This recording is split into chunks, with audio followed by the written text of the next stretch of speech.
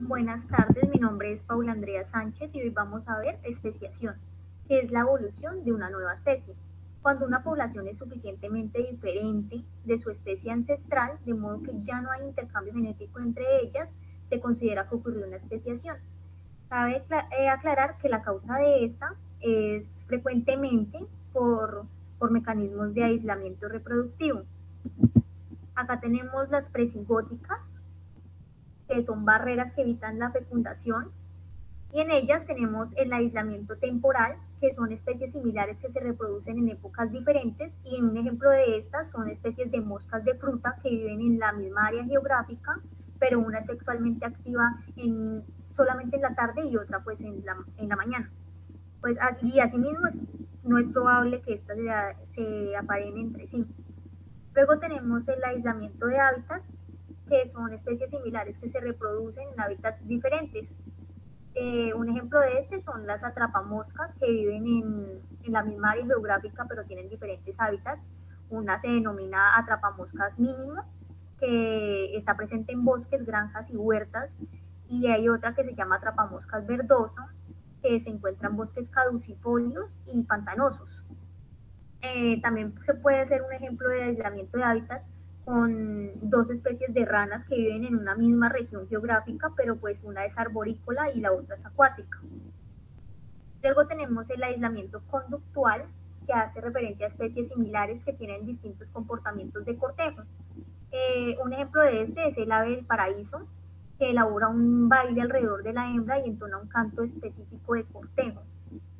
También pasa lo mismo con el pavo real, que a través de su plumaje trata de llamar la atención de la hembra para sí mismo reproducirse. Luego tenemos el aislamiento mecánico, que son las especies similares que tienen diferencias estructurales en sus órganos reproductores. Un ejemplo de este es la salvia negra, que está polinizada por abejas pequeñas, mientras que la salvia blanca es polinizada pues, por grandes abejas carpinteras. Y finalmente tenemos las de aislamiento gamético, que son los gametos de especies similares que son químicamente incompatibles.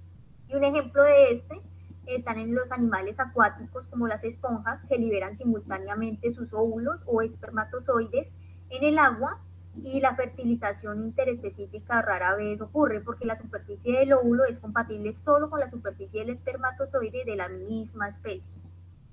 También tenemos las posigóticas, que son las barreras que reducen la viabilidad o fertilidad del híbrido.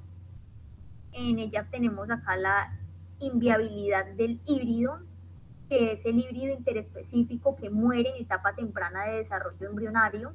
Y un ejemplo de este es cuando se cruzan dos diferentes especies de lirios, en donde la fecundación ocurre, pero pues el embrión en las semillas muere antes de llegar a la madurez.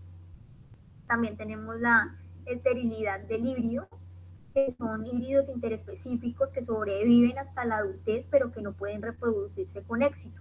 Y un ejemplo claro de ese es el de una mula que es descendiente de una yegua y un burro, que tiene descendencia pues estéril porque la sinapsis y la segregación de los cromosomas no ocurren de manera adecuada durante la formación del gameto. Esto lo vamos a ver más adelante.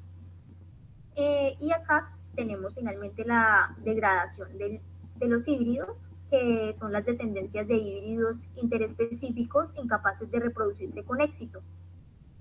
Un ejemplo de este es el cruce de dos especies de girasoles, en donde la mayor parte de la generación o de la segunda generación es defectuosa en alguna forma y no puede reproducirse con éxito. Bueno, ahora bien, tenemos la especiación alopátrica, que ocurre cuando una población queda geográficamente separada del resto de las especies y después evoluciona mediante la selección natural o deriva genética. Cabe aclarar que la selección natural ocurre conforme los individuos se van adaptando a diferentes ambientes y así sobreviven y se convierten en progenitores de la siguiente generación. Siendo así, pues, en pocas palabras, organismos que están mejores adaptados a ciertas zonas. Y en cuanto a la deriva genética, es un cambio aleatorio en la frecuencia alélica que resulta de los efectos del azar sobre la sobrevivencia y el éxito reproductivo de los individuos.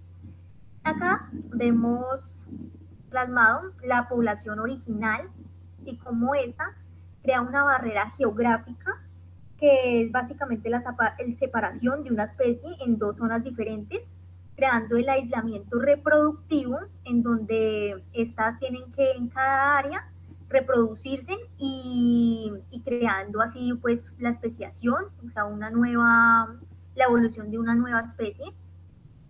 Y un ejemplo de este está en los peces cachorrito que vemos a este lado, denominados peces cachorritos, y observamos cómo su apariencia se ha modificado de tal forma que pues para poder sobrevivir deben haberse adaptado a su zona. Y a este lado tenemos las ardillas del cañón, que es muy evidente los cambios que se tuvo en el pelaje. La de este lado es la denominada ardilla Kaibak, que presenta su cola blanca y un abdomen gris y se encuentra al norte del Gran Cañón, mientras que esta, que está a este ladito, esta ardilla se llama Avert y presenta una cola gris y un abdomen blanco y se encuentra al sur del Gran Cañón. Bueno, siguiente a esta tenemos la especiación simpátrica, que es una nueva especie que evoluciona dentro de la misma región geográfica que la especie progenitora. Esto ocurre en un mismo entorno. Entonces, cuando hablamos de este, nos referimos que es particularmente común en las plantas y ocurre en al menos pues dos formas. En el cambio ploidial, que es el número de conjuntos de cromosomas en un organismo, y en el cambio en ecología. Acá podemos ver que es poliploidia, que posee más de dos conjuntos de cromosomas y que esta se divide en dos, en la autopoliploidia y la alopoliploidia. La autopoliploide es la que contiene múltiples conjuntos de cromosomas de una sola especie, mientras que la alopoliploidia es la que contiene múltiples conjuntos de cromosomas de dos o más especies. Esta vez nos vamos a centrar más en la alopoliploidia, dado que pues, es la más común en la naturaleza y es un importante mecanismo de especiación simpátrica en las plantas. Acá podemos ver el ejemplo en esta imagen, donde la primera planta tiene un número de cromosomas sin duplicación y pues genera su fruta de tamaño normal. Mientras que en comparación con la planta de arriba, esta presenta duplicación en sus cromosomas, creando una fruta poliploide que es mucho mayor en tamaño que la anterior. Podemos observarlo.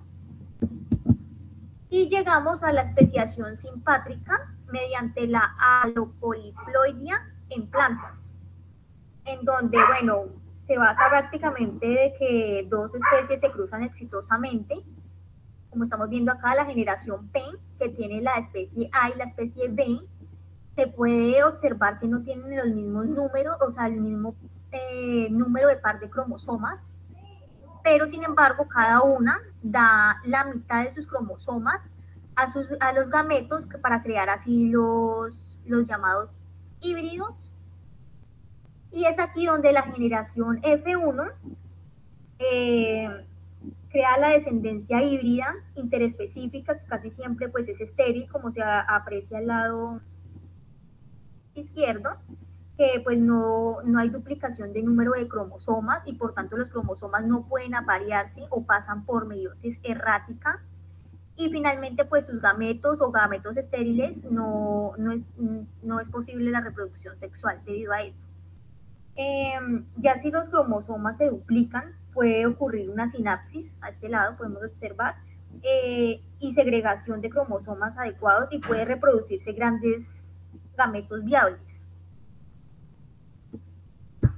Ahora tenemos el estudio de las plantas híbridas que han hecho importantes aportaciones a lo que se sabe acerca de la especiación. Acá podemos hablar sobre las zonas híbridas como un área de solapamiento entre dos poblaciones con divergencias recientes en las que tienen lugar de los cruces y las descendencias híbridas en común. Estas zonas pues también suelen ser estrechas, supuestamente porque los híbridos no están bien adaptados a algunos de los ambientes paternos. Estas poblaciones híbridas son más bien pequeñas comparadas con las de los progenitores.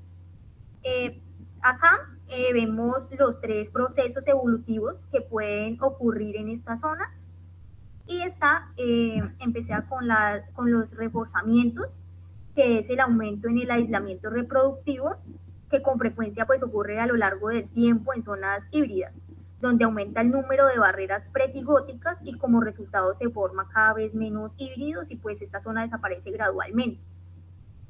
Ya lo que son la fusión hace referencia a los híbridos que son aptos como las poblaciones progenitoras, y con el tiempo pues las diferencias entre estas dos poblaciones paternas se debilitan y la zona híbrida se alarga y pues el resultado esencial es pues una sola especie.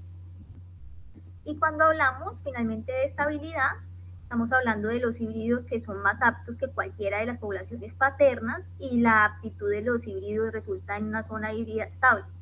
Con el tiempo pues puede formarse una tercera especie en la zona híbrida.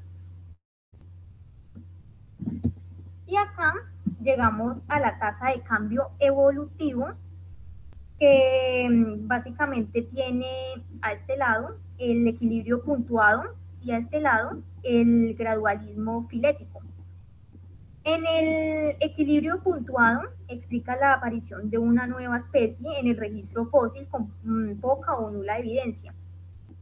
Pues en contraste a esta tenemos la tradicional visión darwiniana de la evolución, que resalta que el modelo de gradualismo filético eh, genera una evolución avanzada de manera continua a través de largos periodos.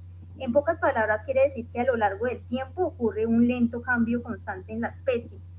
Y pues acá podemos observar en esta imagen, que los cambios estructurales de las lagartijas se presentan mediante cambios en el color de la piel. Y esto es todo, espero les haya quedado claro y muchas gracias por su atención.